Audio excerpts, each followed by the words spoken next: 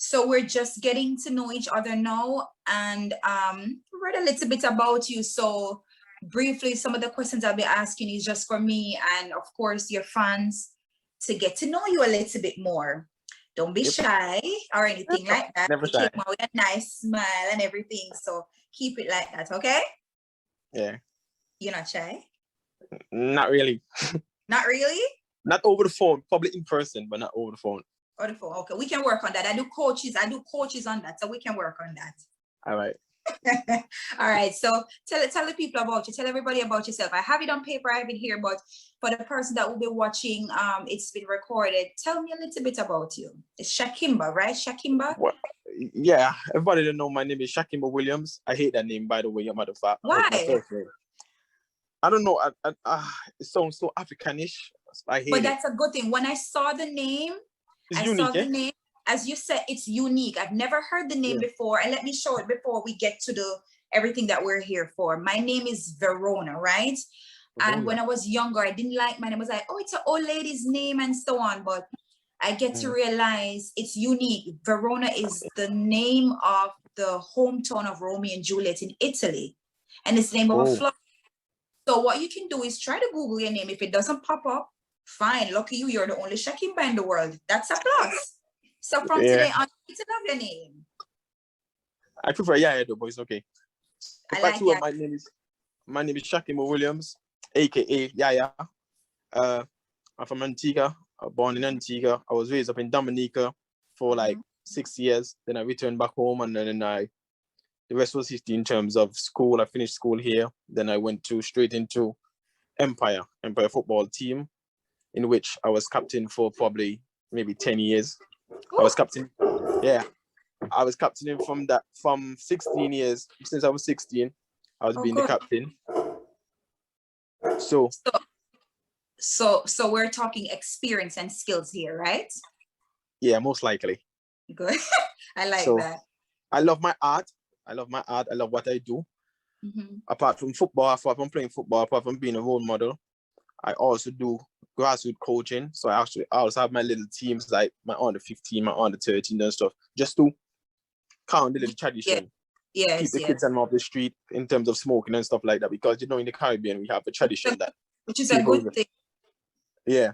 That's and the kids and them now here need the person to take them over the line. They do. Yeah.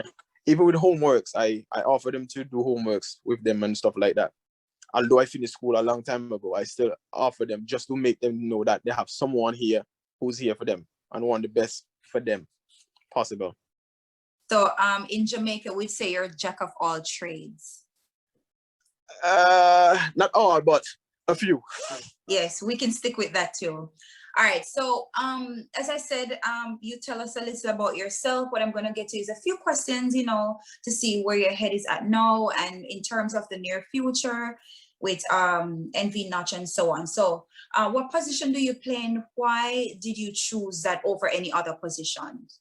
Well, I'm actually a centre back now, but when I was growing up, like I like to be I was a goalkeeper at first, growing up small. Yeah, I was a goalkeeper. Then I moved into the midfield. This is my favorite position. I'm a defensive midfielder by trade, but for the past 6 years, I've been playing centre back, in which I love so much because I can read the game properly, and I'm a good leader. So I see things before it even happened. Oh, so good. That inspired me to stay as a centre back rather than midfield. Have to run all over the place. So you read and play at the same time. Yeah, I can read and play at the same time. So I can put players in different places before it even happened. So my mind reading game is very good. Hence why I stick to that position. Okay, all right. So like you explain all of that, but let me ask you, if you have any more strengths in this position, because I know there's so many things and so many areas to each positions. Like you explain why you played and so on, but like your strength in it, apart from reading the game from where you're at. I'm physically strong. Strong. I'm also a goal scorer. So I'm a goal scoring centre back. That's a bonus for any coach. I can go up and score some goals, and I can defend very well. So that's my strength. Because we like to see the excitement and Yeah. All right, good. Where did your love for football come from? You started, you said, but what clicked to you that, okay, this is what I love, this is what I want to do, this is what I want a career in? Where did the love for football came from? Well, in Antigua here, we call it ghetto. We call it ghetto. I'm from the ghetto in Antigua.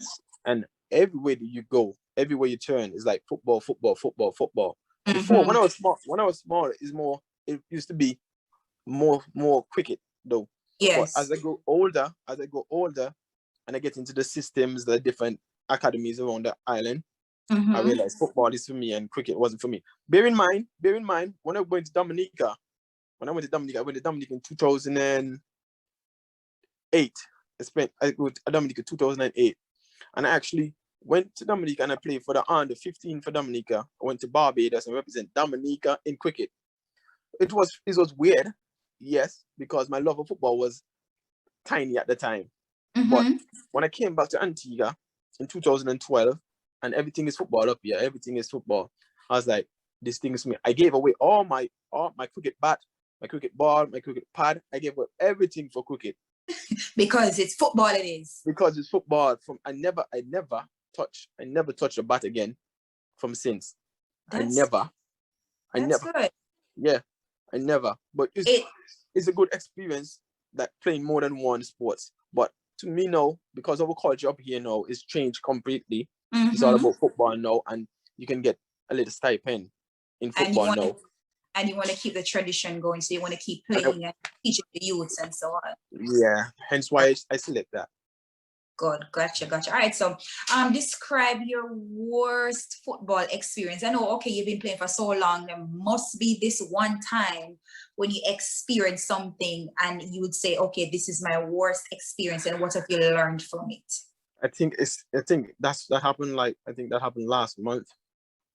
Recently. That happened recently. That's with the national team though. I was selected for the final team for the national team. They had a 20-man squad to go to Curacao.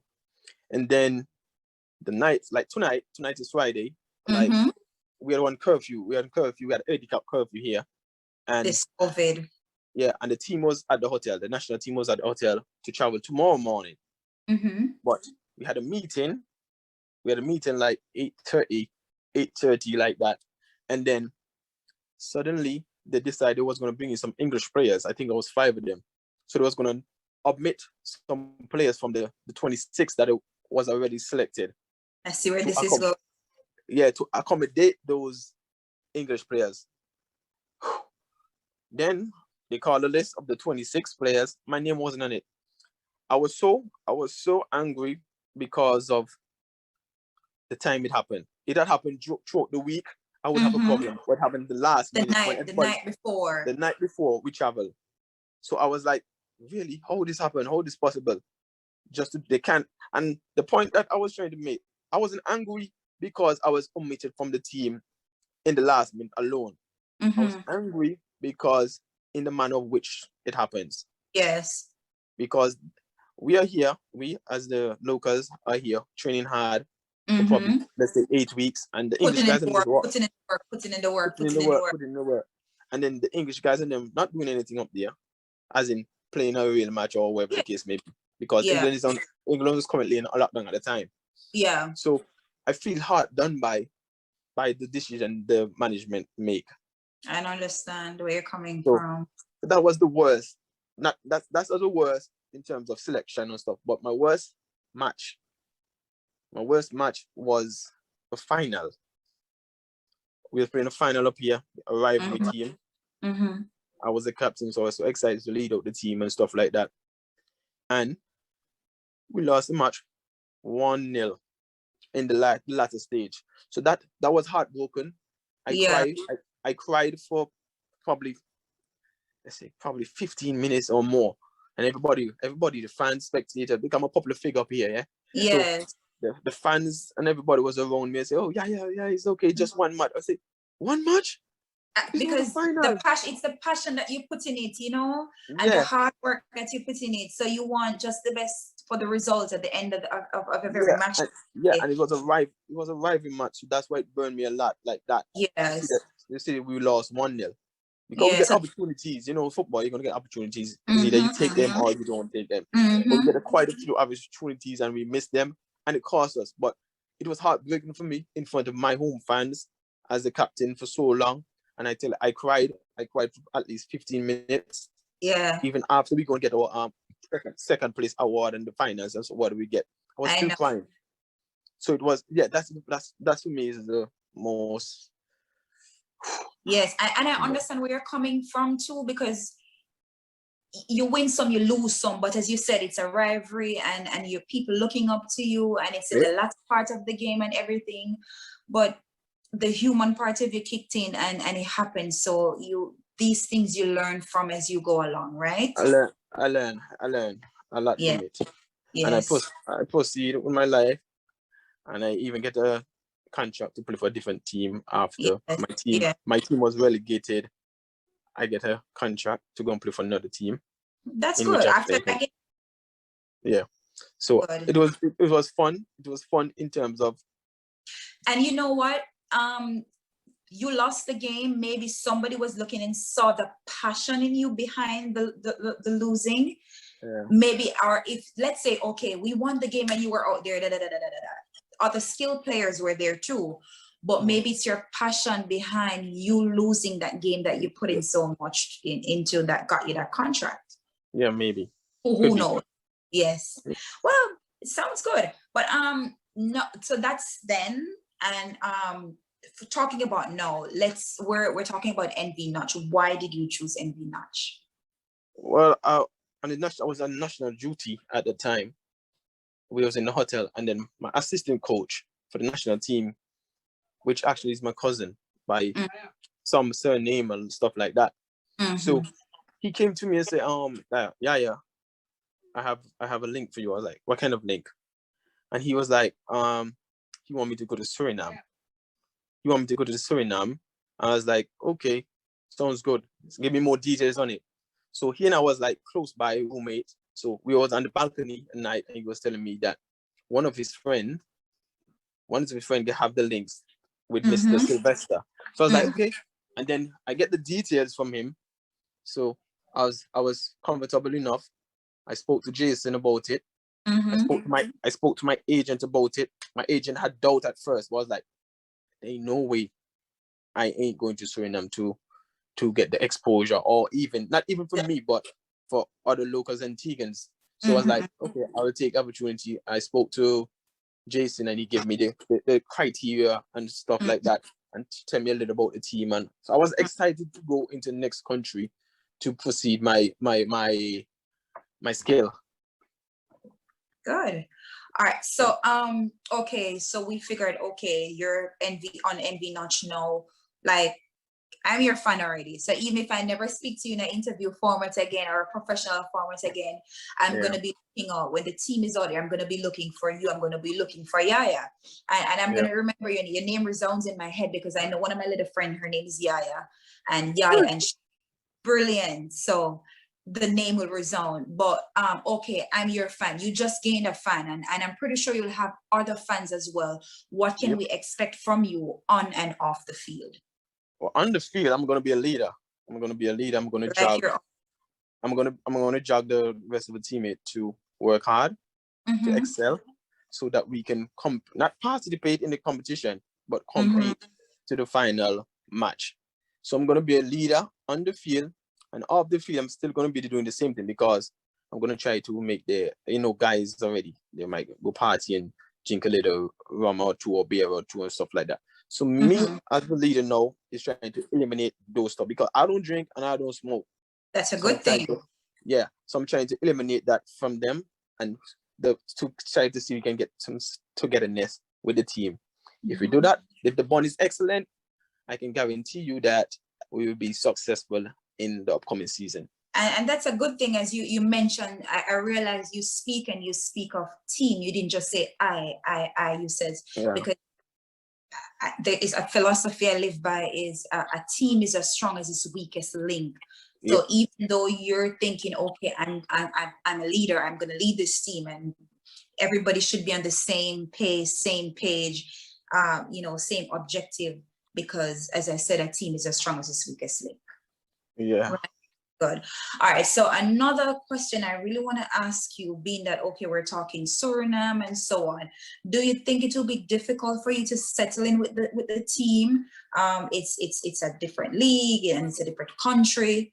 How physical the competition will be, and how do you think you will fit in with the league and the team in another country? Well, I have been to a few countries. I've been to England on trials football. I've been to Guyana to play football. I've been to St. Lucia to play football. St. Vincent, Trinidad. I've been to a few countries to play football. And it's not about what people say about the league. It's what mindset you bring to the league. So if you bring your mindset as in, hey, I'm going to get job done. I'm going to get this job done. I'm going to uplift my players to do well. Despite of the physicalness or the physicality of the league, with your mindset, anything is possible. So I basically is going to play how I normally play. Even for the first 2 matches, I'm going to go and watch a few matches as well, just to see how the competition span and how I set my body to work. Sure. So it don't matter. It don't matter. Whatever they say about the physicality of the league, that don't really matter to me. I'm just going and put my best foot forward. If my best foot forward is not enough, so be it. And I'm no coach, I'm no football veteran, but speaking to you, I'm very interested in like seeing you play, seeing what you bring to the table, because listening to you, as I said, and I keep saying this, the passion that I realize that you have in it. So I'm really looking forward to it, and your mindset looks like you're ready to go, right? Ready. Yeah. All right, ready, born ready. Born ready. Born ready. In Patois, Jamaican language, you say born ready. In Antigua, we actually say the same. My born ready. Oh, my born ready. Oh, it's almost the same. Yeah. All right. I have a question. Your club owner, he's probably gonna watch this interview one way or the other. He's dedicated in winning the league this season, and every club owner wants to win the league if they can. Every season, the seasons after this, right? Does this bring an extra pressure to you, being that you're a foreign player? I would say extra pressure, because I have worked with a few foreign players already over here in my time, seen all over the world, and it's about focusing on yourself and your team also. It's not about what the fans think. It's not about what the owner think. I know everybody want to win, but you're only going to win if you do the right thing. And when I say do the right thing, I mean training hard, coming on time, going to sleep on time, Principle, all those stuff. discipline. All those stuff is the fundamental of winning. And we need to get that firstly. If we don't get that firstly, you have to go to plan B. Plan B now is changing the way that we train. We can play in the way that we train, or we can even increase in the way that we train. So it's a pressure, yes. Being an overseas player, yes, is a pressure. That's the only pressure for me. But to me, football is football. It doesn't matter. All ball is the same thing. Yeah, I understand. So you just go and try, like I said, put your best foot forward, and I can guarantee you that we gonna make the owner proud, Mr. Border proud. All right, I hear you. No pressure, no problem. No pressure. All right, yeah. All right. Is there any message that you'd like to give other players currently in your position at the club? Well, I don't really compete. As I'm saying, like I said, it's a team's thing. It's a team. Yes. It's all about me. If a player gets selected in front of me to play that particular position, me as an individual, know we try to help the player along the way. You understand? Give him confidence. Tell him different. Give him little tips like that. I'm gonna be the booster. So it doesn't matter if the player playing my position. We are a team. Each one teach one. Each one help one. So, but I'm coming to ensure that NV Notch finishes in a better position than they finished last year. That's my main task. Good. Me and all the players are good, even though I don't know them as yet, but we are good. We are in this to win it. Yes, exactly. And I think that's everybody's aim. That's everybody's goal. Everyone on the team, including the coach here, everyone wants to win. Yeah. Right. Tell me, I know you said you've played football in different countries and so on. Tell me your most successful season in the sports. In the sport, my most successful season, that goes back to, I think 2015. 2015 was my most successful season. I win the championship with Empire FC. Hold on there, I win the championship with Empire FC in 2016. That's my boyhood club. And to top it off, I was 16 at that year. Young. I was 16, yeah, and my brother had passed away. Had a brother who born with a hole in his heart, and he passed away. So that drive me more to excel that year. So from that day, I've worn number 16 from now until now. Oh, good. So you were 15, you said? 16. Oh, 16. Yeah. You were 16. My brother passed away at 18. Okay. Trying to get the teams intact. But that's good. And that's a number you wish to play in when you start playing for the seasons. That's the only number that I play in. So the owner, the coach got to ensure that the number I play, because I have my number has a meaning. It has a meaning. Yeah, and that's for the loss of my brother. And he's a footballer. He was a footballer also, so I need to carry him on the field with me. So that's the number. Even when I go to England, the coach was like, "Oh, centre back numbers are 4 and 5." I was like, I like no. I wear 16 for a reason, and if I can't get 16, we're gonna have a problem. Gotcha. Even here, when I'm up here, everybody don't know that's my only number, 16.